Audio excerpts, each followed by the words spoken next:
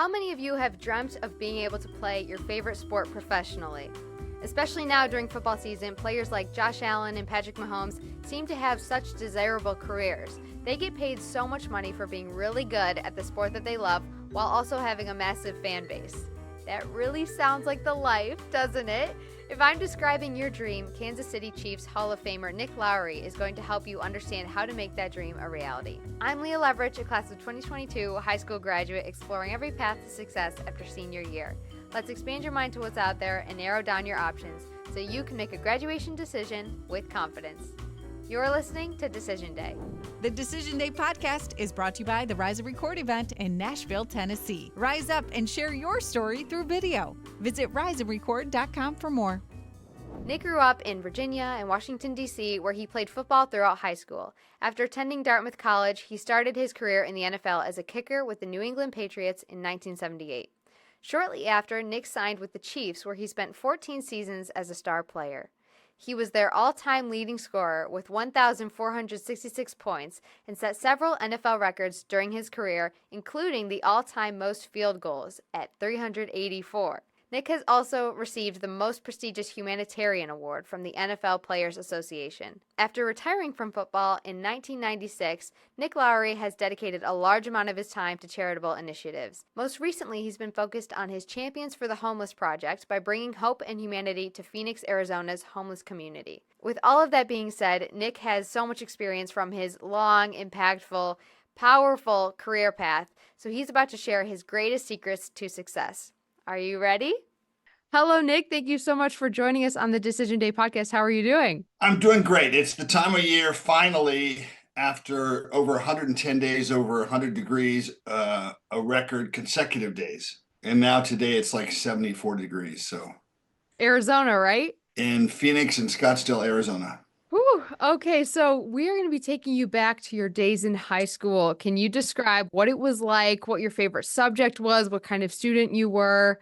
We want to paint the picture in our minds. Well, I was very lucky. I'm from a family, my mother and father were both scholars. My mother was in the first full class of women at Oxford University. My father was in the first group of Fulbright scholars after the war, and my mother was helping run that with a man named Alan Pfeiffer, who went on to be the head of the Carnegie Mellon Foundation and one of the seminal philosophers about public education, which was really good back in the 50s. Unfortunately, it was so good that we're still using a 75-year-old model for public education, which unfortunately is just out of date now. But having said that, I was really lucky, not so much with a wealthy family. We did okay, but it was more about being wealthy with great teachers, great role models, a Supreme Court Justice Byron Whizzer White. Leah, just think about this. How many people can say their next door neighbor, when John F. Kennedy was president and Bobby Kennedy was the head of the Department of Justice, the number two there had been Byron Whizzer White. He was nicknamed Whizzer because he was an incredible running back who had led the NFL in rushing 2 times while he was going to Yale Law School, finishing number 1 at Yale Law School. And then when we met him, which was the same day we moved in McLean, Virginia, he had just been approved as a Supreme Court justice and was one of the swing votes on the Supreme Court for 31 years. So I was surrounded with that importance of education. Went to Potomac School, a phenomenal school in McLean, Virginia, and then for 2 years, one of the best schools in London, because my dad was head of the CIA in London, which I didn't find out till he died. Wow. And then to St. Albans School, which is one of the better schools in the country, National Cathedral School for boys. And so we had great teachers. I loved theater. I loved history. I was not a great science guy. I did okay. But it was a phenomenal environment. And I was a 4-sport athlete. I was on the varsity soccer, basketball, baseball, and football teams. I was MVP of the league champion baseball team my junior and senior year. And the last 2 seconds of my high school career against our rival Landon, I kicked a 43-yard field goal in the mud and the rain, which went through the goalpost literally as time expired to beat Landon. So it was a great way to end my high school football career. And so ended up going to Dartmouth College, and here we are. So you were such a busy student, it sounds like. How did you come to the realization that playing in the NFL, so choosing football, would be your ideal career path? Well, actually, it was a multi career path. I didn't know I was going to make it. I became a government major after my first 2 years being a theater major, a drama major. Oh, And I like that because, by definition, theater is about expressing yourself and being in touch with your feelings enough to, I think, as a sort of antidote to the narcissistic culture that we find ourselves in sometimes in sports. Government was great, and I was a legislative aide for Senator John Chafee of Rhode Island. Tried out with the Jets, played few games with the Patriots in the regular season, and then they cut me, and I tried out with some more teams and got another job. Senator Chafee hired me back. So I actually, at the end of 2 years, took a permanent job with Senator Bob Packwood of Oregon, working on aviation deregulation and safety. But I got this call from the Kansas City Chiefs, and I asked him, why they were calling, and they said they thought I had a chance. And I literally said, thanks, but I've got this great job, maybe another time. And I want everybody to hear this, really, really, really important. Because I listened to this inner voice, call it God, call it our conscience, but it's that gut. And I just thought, I didn't know what they had to offer. And I had to find him. His name was Jim Schaff. I didn't know how to spell his name. This is back in 1980. They gave me a $2,500 bonus, and they said they'd bring me in May. So this is an important thing. Is when the company is saying, we're going to give you money. I hadn't been given any money by any team before that. I'd tried out with 8 teams 11 times. wow. And each time I was getting closer, but somehow it wasn't working out. And that's why I'd taken that job for Senator Packwood. But then I thought I owe it to try one more time. And here's a team that's willing to bring me in May. So I'm there 3 months before training camp. That allowed me to compete against the greatest kicker in the history of the NFL, who became the first kicker in the NFL Hall of Fame, Jan Stenerud, and beat him out head to head every day. There was no meritocracy except out-kicking the other person, outperforming, which is the way it should be. And I ended up breaking every one of his records and becoming the most accurate kicker in NFL history with the most 50-yarders, the best PAT percentage. I was 562 of 568 on extra points, most games with 250-yarders, all those things. And on the all-time score still for the Chiefs, my name's on Arrowhead Stadium wall next to Marty Schottenheimer, my awesome former coach. And so there's a great message there that we pursue with persistence.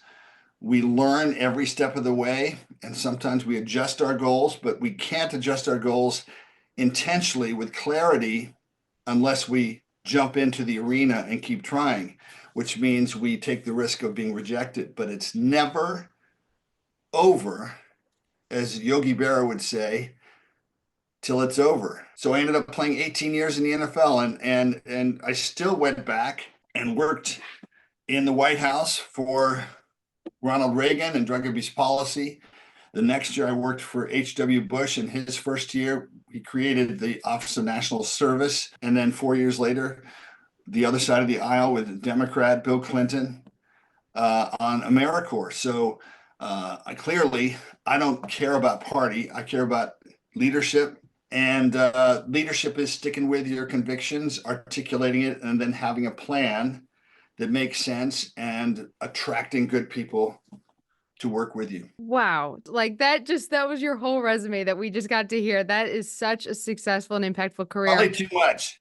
No, it was perfect. So I did a past episode talking to a student athlete, and the one regret that he said he had was he didn't prioritize school and his education because he was so focused on becoming so good at football. So you clearly have balanced being incredible at football and having such an impactful career. Why do you think that's so important to not just prioritize the sport and to have that academic side or that career side of it? How did you balance both of those? Well, I say this, whether the kids I'm talking to are 6 or 7 or 8, or whether they're 16, 17 or 18 Yeah. or older, which is, as a kicker, you have to be able to focus with enormous distractions to get the job done.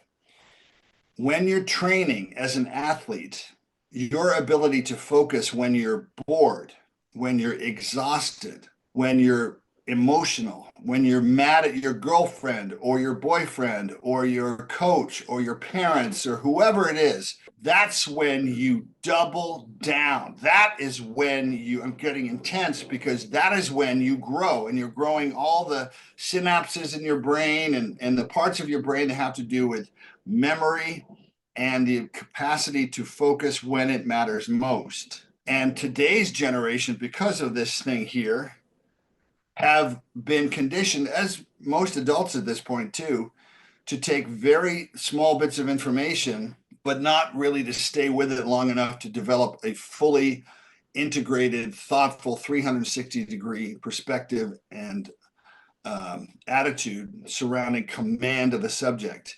So if you want to be a craftsman, you've got to raise the importance of the ability to focus on what you care about with incredible discipline and consistency so that you can become a craftsman.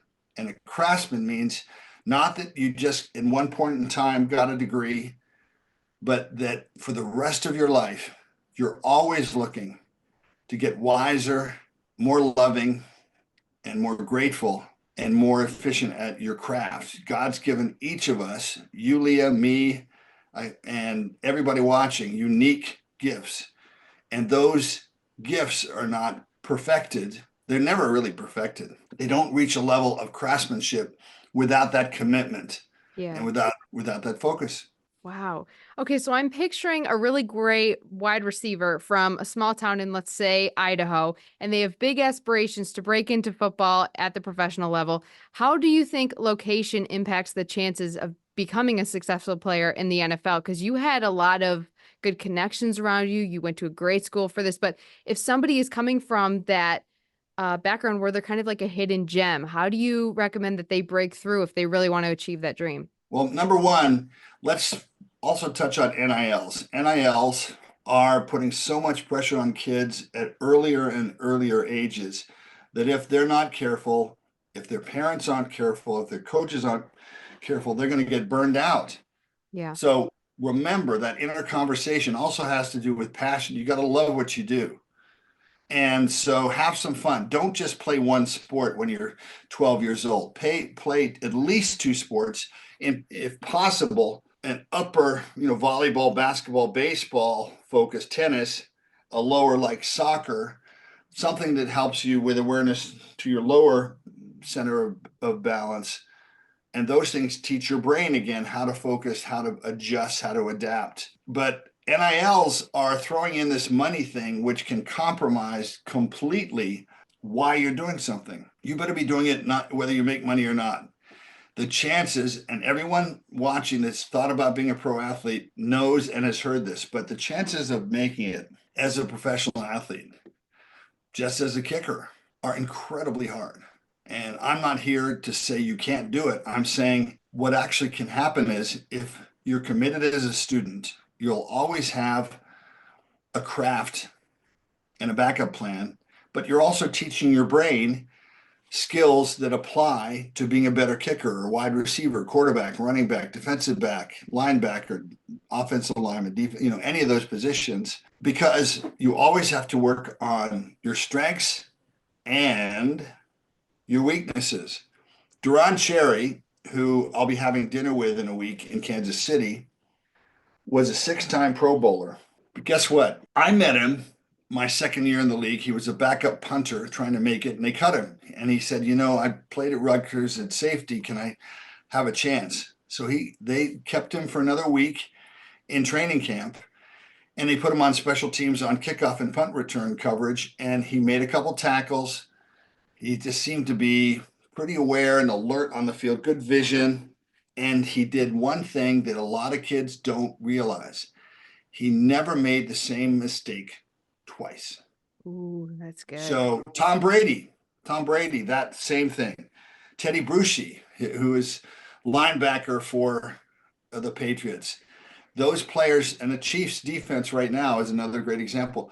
They tend to keep learning and not repeat mistakes over and over. That's what you have to do is if you're coming from a small school like Dartmouth College, not a lot of people are going to pay attention to you. I wasn't drafted, but they'll notice if you keep getting it right. And if you make a mistake, you learn and you don't repeat it.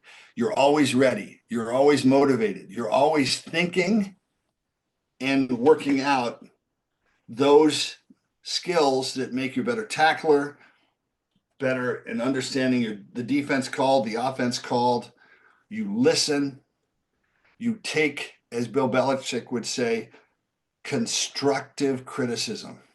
If you're going to be sensitive to constructive criticism, you're not going to make it in the NFL, period. Too many coaches are pretty darn hard and tough. And I'm sure most of you watching have had a tough coach in high school or junior high. And sometimes those coaches are jerks. And you have to be tough enough and committed enough to stick with it. So you'll probably have sort of like the minor league player in baseball, instead of being drafted and on the major league team, even those players that are, by the way, they usually start in double or triple A. But let's say you start in single A. Okay, then double A. It used to be 4 or 5 years before you made it in the majors. Now it's more like 2 years. They look at whether you can make it up there in 2 years and the beginning of your third year. And that's what happened with me. It's beginning of my third year, I was so much tougher than when I started. And then I was able to be ready to beat out and compete against my idol. Imagine if you're a wide receiver. Is this guy a wide receiver we're talking about? I made it up. Okay. It's an imaginary person. Let's say he's a wide receiver and he's going against Larry Fitzgerald or Jefferson or, Puka Nacua or Cooper Kupp, or for the Chiefs now, DeAndre Hopkins or Juju Smith-Schuster, whatever. Going against somebody you admire. You got to compete and outdo them. And by the way, I challenge you, if you're ready for this, you have to outcompete them every day at everything. Every day at everything, not just have one good game. The media today foments that romantic relationship with players that have 1 or 2 good games and now they're going to be in the Hall of Fame. Guess what the Hall of Fame is? The Hall of Fame is 7, 8, 9, 10 consecutive seasons of greatness, not one. Oh, there you go. Hall of Fame is Hall of Fame for a reason. You compete, you always look to get better, and you enjoy it too, by the way. You can enjoy that process. You give yourself plenty of time to recover, but you push yourself and you use this to creatively, intelligently, intentionally, constantly work to see how you can get better, not only as an individual, but also obviously as a teammate.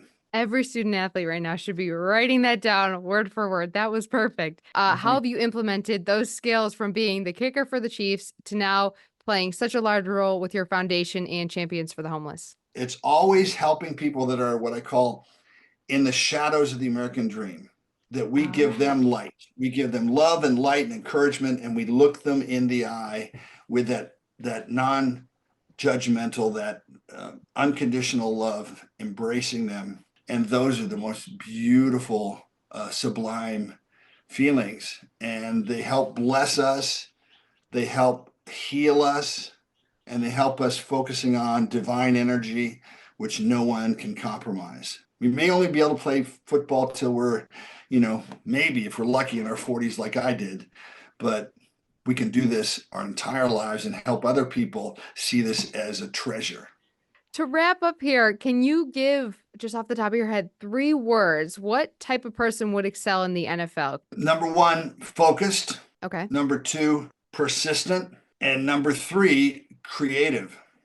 Creative meaning always be looking for new ways to learn and get better, to apply the knowledge in the ad-lib jazz moments of an actual game. You can have a lot of guys that can bench press 8 million pounds and run a 4.2 40 and they check off all the boxes, but you have to do it like a kicker. There's a little voice gnawing at you saying, it's a 37-yard field goal and you've made 47 consecutive ones, but if you miss this one, the team loses and your career is a bad word. And you have to fight that with discipline. So being able to discipline your mind, to be focused when it's not easy, that turns you into the player that in the midst of a game with all the unpredictables of life, which is always unpredictable, the only predictable thing is, as we say, change, and we have to be able to adapt. But we adapt with a core backbone of spiritual, intellectual, and physical strength and commitment. Nick, we appreciate you sharing your years of wisdom from your time playing. I ask every guest the same last question, and I can't wait to hear what you're going to have to say about this. What mistakes do you see young people making? So I was going to leave you with a quote that I wrote for a speech in 1991, which is, "It's not the intensity of the spotlight on you, it's the brightness of the light within you." So the mistake is to forget that we can look for the external likes and comments on Instagram and TikTok and Facebook, etc. But it's the light within you and keeping that strong, what I call a low blue flame, kind of like Patrick Mahomes, where you still find a way to stay humble, because the ego is good early on in life in terms of just looking at your role models and developing your identity. But once you're developing that identity at a meaningful level, then that identity has, like that tree, you find your way up to branches that are higher, that see farther, and that actually mean even more. And so just remember, the light within you is what will carry you through the difficult times. Thank you so much. Where can everyone follow you and support you if they want to reach out, if they want to get involved with your foundation? Well, thank you. You can Google Nick Lowery and Champions for the Homeless. There are a lot of really great television stories there. And you go to Nick Lowery, NickLowery, nicklowry.com. And you can email me there too. And by the way, we're giving away some really nice, I'm not wearing it now, I normally do, Chiefs Bling Bling necklace. And for $300, it's a tax write-off. Ooh. You can get one of those, and all of it goes to clothing the homeless at St. Vincent de Paul. Amazing. Thank you so much for listening. If you want to join the community of Decision Day, you can follow us at Decision Day Podcast or Alia Leverich. Share what you're unsure about so that people like Nick can help make that graduation process so much easier. Thank you so much for listening. Thank you, Nick, for being here. I can't wait to share a new perspective with you in the next episode. Thanks for listening to the Decision Day podcast. If you know a student in high school, ask them to listen or share an episode with them. And as always, we love hearing from you. Share your stories with us on social, Decision Day Podcast. Until next week. The Decision Day podcast is brought to you by the Rise Up Record event in Nashville, Tennessee. Rise up and share your story through video. Visit riseuprecord.com for more.